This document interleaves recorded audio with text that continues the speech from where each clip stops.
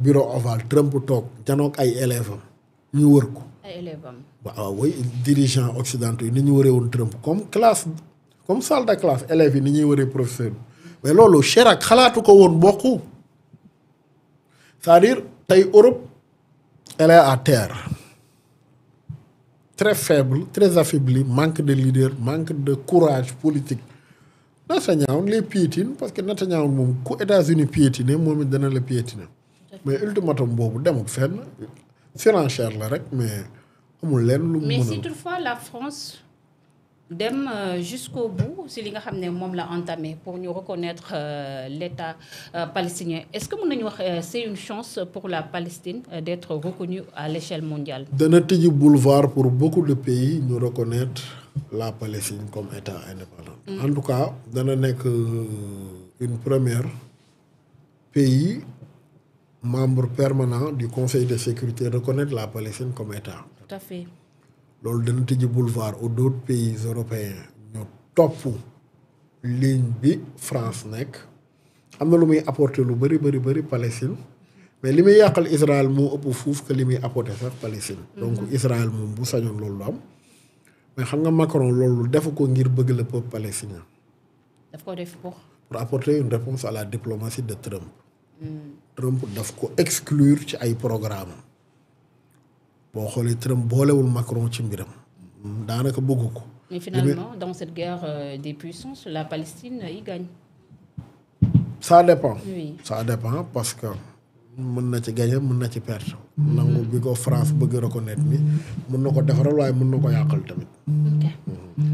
on termine l'actualité internationale jëmale ko suñu ay voisins yu Mali mu mel ni comme la situation foofule ci Mali fu mu toll nii critique na lool ndaxte rek du ñu passé lu am lu mat semaine te gisuñu li nga xam ne moo nekk attaque djihadiste yi aujourd'hui nag ci mardi bi ñii di terroristes yi nag mën neen tôt seen ay offensive simultanée contre des emprises de l'armée Farabougou et à Biri Wéré région de Ségou pour l'heure nag ignoré neen li nga xam ne moo nekk le bilan bi nga xam ne assaillants yi def nañ ko ci wàllu humain et matériel de l'attaque mais ki di état-major bu féetoo foofu la ci armée malien bi mu ngi communiquer fu mu toll nii que dina revenirat si les détails de l'assaut. Cheikh Ousmane, qu'est-ce qu'on peut retenir sur la situation actuellement suñu ay voisins maliens mu mel ni comme montée du djihadisme mais chaque jour ñuy jël li nga xam ne moo nekk position yu am solo. mais xam nga c'est évident ñàpp. oui. lu France réglé wul en plus de 10 ans avec 3000 et quelques hommes sur le terrain l'armée malienne mënu ko en si peu de temps. France l'opération Barkhane xaw ma Serval def na plus de 10 ans au Mali de présence militaire. Stationné plus de 5000 xaw ma 3000 soldats en permanence. logistique bu extraordinaire. taxul mu vaincre le terrorisme. man xamaguma état bu vaincre le terrorisme. États-Unis vaincre ko en Afghanistan. 2002 lañ fa ñëw ne dañuy vaincre le terrorisme. 2022 lañ fa quitté bi ñuy quitté dañoo daw. gisaguma état bu vaincre le terrorisme. donc waxuma la ak Mali mi nga xam ni durant des années mun nga ne absence totale la état central ci wàllum infrastructure ci wàllum politique sécuritaire ak yi ci topp yëpp kon Mali du mënut gérer autorité de transition bi mënul gérer l'affaire terrorisme en si peu de temps par contre ñi ngi def effort yu bëri. mais man li ma gëm waxoon ko laay waxaat solution bi du armée malienne solution bi du AES. solution bi une force d'intervention rapide sous-régionale la. composée du Sénégal Mali Burkina Niger Nigeria Ghana Togo Bénin Côte d'Ivoire Mauritanie sous-région boobu yëpp ñoo war a créer benn force d'intervention rapide benn force sous-régionale. avec des commandos wala des forces spéciales un peu stationnées ci ay zones yu stratégiques loolu rek mën a gérer terrorisme bi ci sous-région bi. tout à fait au moment bu ma lay wax mbirum yi nga xam ne moo nekk les attaques foofule ci Mali on me donne l'information ki nga xam ne moo nekk l'ex premier ministre malien Choguel Maïga fu mu toll ni arrêté nañ ko Cheikh Ousmane mu mel ni comme malgré li nga xam ne moo nekk les difficultés l'armée malienne pour ne pas dire ki nga xam ne moo nekk le président en transition mu ngi continuer ses arrestations ci civils yi. waaw xam nga régime militaire moom toujours nii la.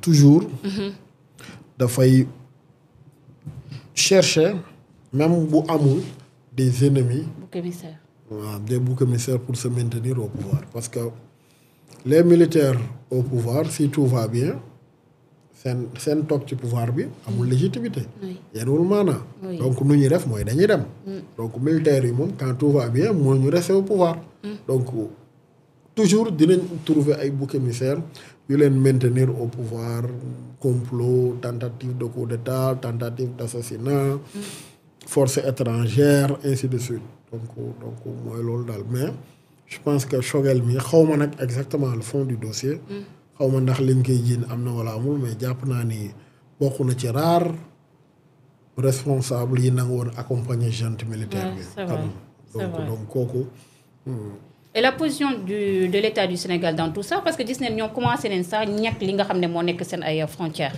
aji maandu rek te créer zone de tampon anticiper sur beaucoup de choses lii rek. tout à fait tout à fait loolu gis naa alhamdulilah armée bi lancé benn opération. loolu dalal na sama xel bu baax a baax a baax.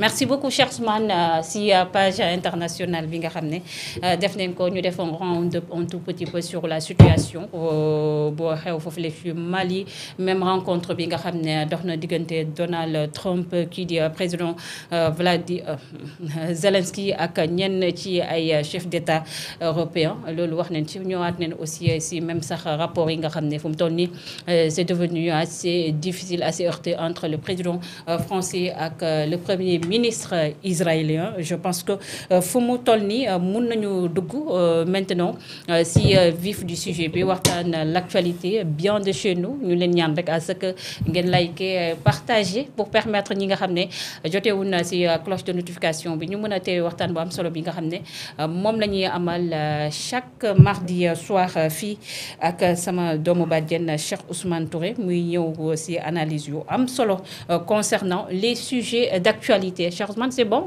soufflé nga léegi mun nañu dugg nag si sujet d'actualité bi nag mu ñuy yóbbu foofu le ci presse bi cette fois-ci on va s'intéresser ci TFM yi nga xam ne nekkul secret pour personne que depuis maintenant bientôt benn année ñu ngi souffrir si ay difficultés yu métti ci ñi seen ñeel comme cette fois-ci nag ñii di Synpics bu GFM bi rek ñooy dénoncer lu ñuy tuddee li nga xam ne moo nekk restructuration opaque et brutale te ñoom nag fu mu toll nii ñu ngi naan ñu ngi dem dinañ fas yéene dem si rassemblement parce que dañoo njortu ne rek direction bi dafa fas yéene indi ay licenciement yoo xam ne rek pour mën a gën a mën a am fiixaangay si seen wàllum koom Cheikh Ousmane naka la ñu mën a jàngatee vraiment la situation bi sévir foofu la ci groupe Futurs Médias mu mel ni comme li nga xam ne moo nekk les difficultés financières dafa nekk loo xam ne elle est bien réelle si boobu la kër liggéeykaay. waaw man dama am benn problème en fait. muy ban. situation bu yenn groupe de presse yi di dund. ñoom xanaa amuñu business plan. am nañ ko kañ. déedéet.